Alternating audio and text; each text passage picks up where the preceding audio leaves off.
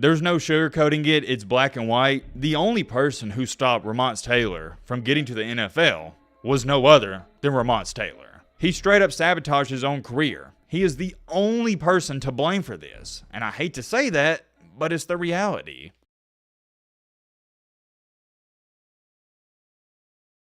In the 2005 College Football BCS Championship, Texas shocked the world when they upset USC. On that Texas team, everybody remembers this guy. Their quarterback, the man, the myth, the legend himself, Vince Young. However, Vince Young stated on that team, they had a running back who was a quote-unquote freak of nature. This is Mack Brown, head coach at Texas at the time, and he stated that same running back is one of the best players he ever coached. I think we can all agree here, that's some pretty high praise. Vince Young stating he's a freak of nature, and also Mack Brown stating he's one of the best players he ever coached. I'm going to remind some of y'all, Mack Brown coached a lot of good players. With that being said, I know what all of you are sitting here saying. Well, Matt, who is this running back? This, my friends, is Ramonce Taylor. He had 15 touchdowns as a sophomore, helped leading Texas to the championship game in which, against USC, he had a pivotal 30-yard touchdown. Little did he know in this post-game interview, this would be the last time he'd ever put on that Texas uniform. This young man sabotaged his career in one of the worst and saddest ways possible. He had the world in the palm of his hands, and he did nothing less than squander it away, and more importantly, squander away generational wealth. There's a lot of questions people have been asking about this guy even till this day.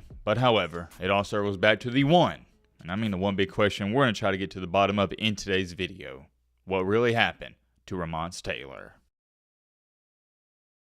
Ladies and gentlemen, boys and girls, hope all of you having a great and fantastic day. If not, hope this video can make it a little bit better. And I can't find the comment of whoever recommended this video, but you know who you are. Thank you. One of you guys recommended this video a while back. I thought I screenshot the comment. Apparently, I didn't, or I just lost it, either or. But I did put it in my notes, and here we are. We're getting to it now. So thank you for the recommendation. And also, if you guys have any players you think are worthy of a story video, leave a comment down below. Got a pretty good story lined up for y'all today, so get you a snack, get you a popcorn, get your favorite meal you like to eat and watch a video, because trust me, I do the same thing. But alright, man, blah, blah, shut the crap up, without further ado, let's get into it.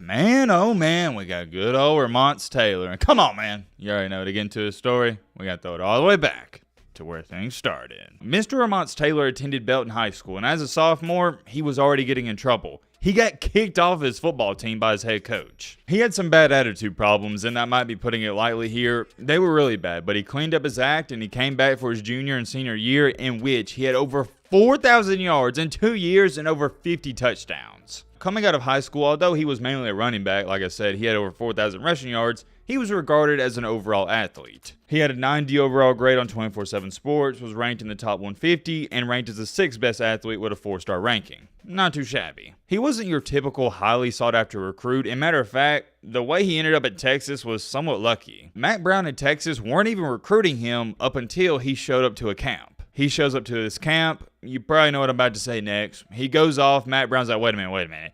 Who is this guy? We got to offer him, and they offered him on the spot. The main reason for them offering him right then and right there is because of one reason and one reason only: his speed. Mack Brown stated, and of course, you don't know how true this is, these are unofficial times, but they ran a 40-yard dash at this camp, and he ran under a 4.3. For Texas in the year 2004 as a true freshman, he didn't play a lot due to the fact he wasn't a starter. He was the backup. As a running back, though, he had 28 carries for a whopping 284 yards, averaging over 10 yards per carry. He did have 1 touchdown, and as a receiver, he had 3 catches for 64 yards. There's not too much to say for that 2004 season, but heading into 2005, everything would change. I don't think these numbers do it any justice whatsoever because he had an outstanding season. As a running back, had 76 carries for 513 yards, averaging nearly 7 yards per carry. That's ridiculous. And this was the thing about him that stood out the most. He was a touchdown machine. He had 12 touchdowns. As a receiver, he had 27 catches for 265 yards, averaging 10 yards per catch with 3 touchdowns. As we all know, in 2005 Texas, they beat USC in the national championship, in which Ramonce Taylor had a 30-yard touchdown. He was on top of the world, and he was letting everybody know about it.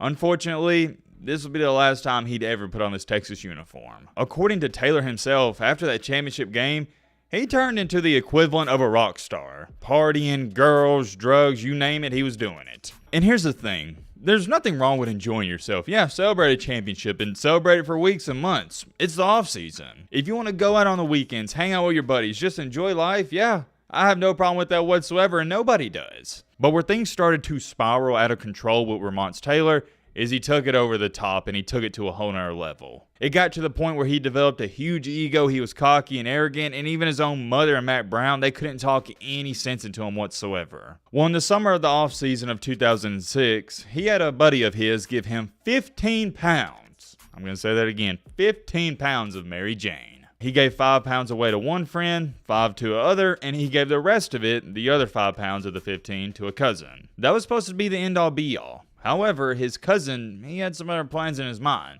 He asked Ramonce Taylor, hey, do you want to go to this party tonight? And Taylor said, yeah, why not? Let's do it. At this said party, Ramonce Taylor, I guess you could say he ran into some ops, some people that weren't too fond of him, and they wound up smashing the window of his car. Long story short, the cops show up. There was some reports coming out that Ramonce Taylor, he had a gun, so the cops asked him, hey, do you have a gun on you or in the car? And he told the officers, no, I don't. The police officers then ask him, well, do you mind if we search the vehicle? And he says, no, go ahead. Reminder, Ramonce Taylor, he doesn't have any Mary Jane on him whatsoever because he gave all of it away. He gave 10 pounds away to his friends and 5 pounds away to his cousin. But, and I have a really big but, here's a kicker with all of this.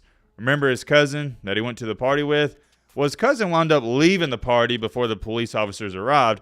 And before he left, he put the backpack with the Mary Jane in the trunk of his car. Yeah, you know what I'm about to say next. The officers, they pop the trunk, they see a backpack, they open the backpack, and they pull out all the pounds of Mary Jane. Ramonce Taylor was done for, and the officers even asked him, what would Matt Brown think of this, and why do you have this? And I know some people may try to say, well, Matt, that's his cousin's fault for putting it back in there. And I guess you could say that, but I think that's a victim mentality and loser's mentality. He was messing around with it in the first place, and like my granddad always told me, you play with fire, eventually you're going to get burnt. Ramonce Taylor was taken into custody that night. However, he was extremely fortunate to avoid jail time due to a work release program, so that was good. To go on top of all these troubles off the field, if that wasn't enough, Ramonce Taylor also was struggling in the classroom academically. It wasn't a good look for him, nor the Texas football program whatsoever, and it left Matt Brown in a tough position. You don't just want to kick a guy off for messing up, but at a certain point in time, you do got to put your foot down. It's a tough decision, man, it really is. You got to set an example, because if you don't kick him off of the team, well, what message is that sending to the rest of your players? And I'm a little more sympathetic to Ramonce Taylor in this situation, because it's not like he was some criminal doing some crazy things. We're talking about he was just involved with some Mary Jane and having bad grades. That's all. I'm not condoning that behavior whatsoever. He messed up. That's completely on him, but I think you get the point I'm trying to get across here. He wasn't doing crazy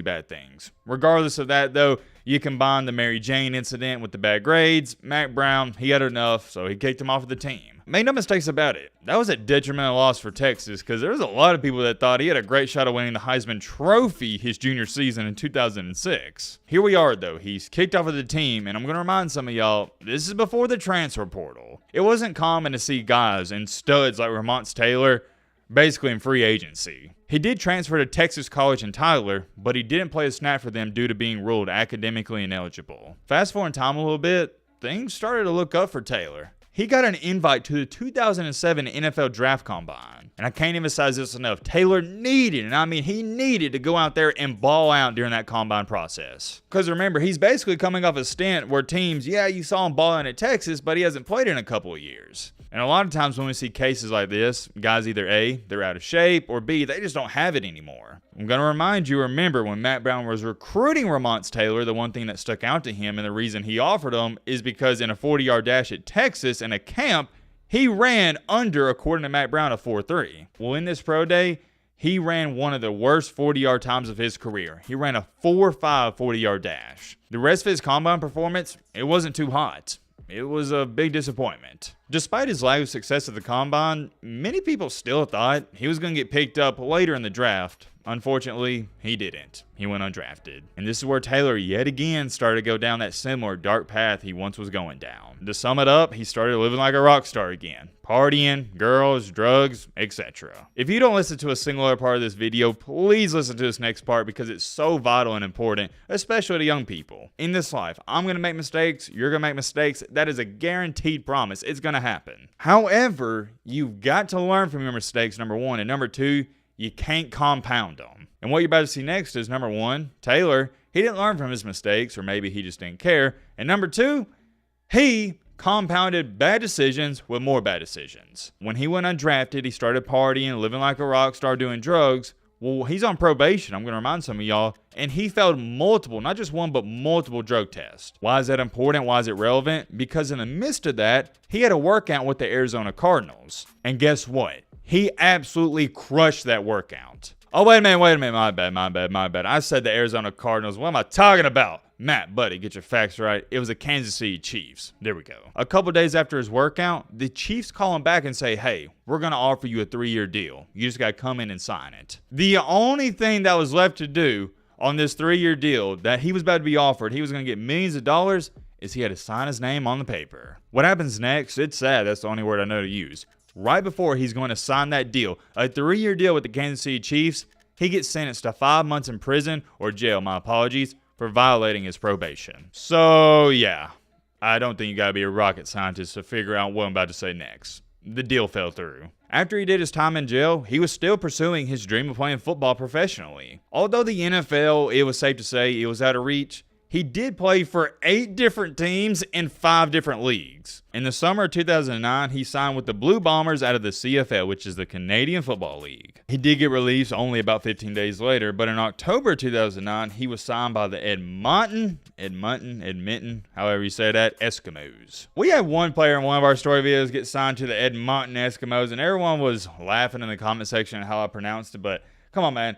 I didn't even really think that was a real team. What is the Edmonton Eskimos? What is that? Anyways, continuing along here, he got cut from them, and in 2011, this is when he decided to join the indoor football leagues and arena football leagues. He played for 4 to 5 different teams just in that indoor football league alone. When he got done playing in the indoor football league, this is when he decided he wanted to become a coach, and it worked out great. He enjoys coaching, the players love him, and overall, it's a great fit. As where it stands right now, he is currently, according to his Twitter bio, the Marlin High football / I believe that's either baseball or basketball and track coach. Most importantly, though, ever since those dark days he had at Texas and after Texas for that brief stint, it seems like he's put those in the past because he has stayed out of trouble. Although his football career didn't turn out the way he wanted it to, it is awesome to see that he never gave up and he continued to work hard at everything he did. It is extremely rare to see one of our stories in this way because a lot of these guys, they don't ever turn it around. It's hard. Can't emphasize enough how extremely difficult it is to go from being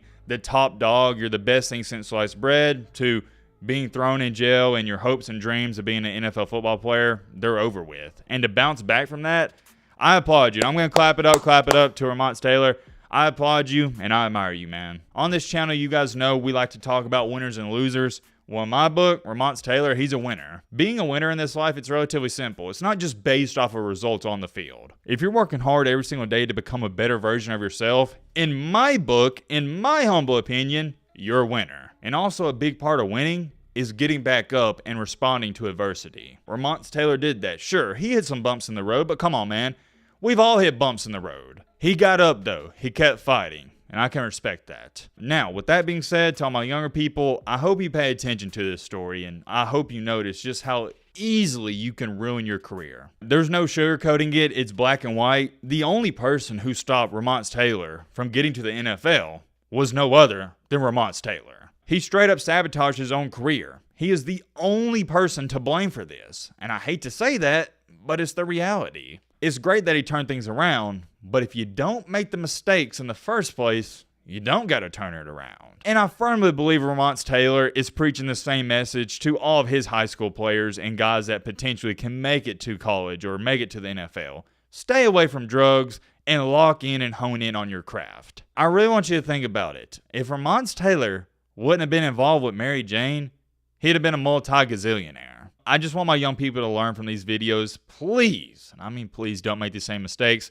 Ramonce Taylor, my brother, much love, much respect. Let me know your thoughts down below. But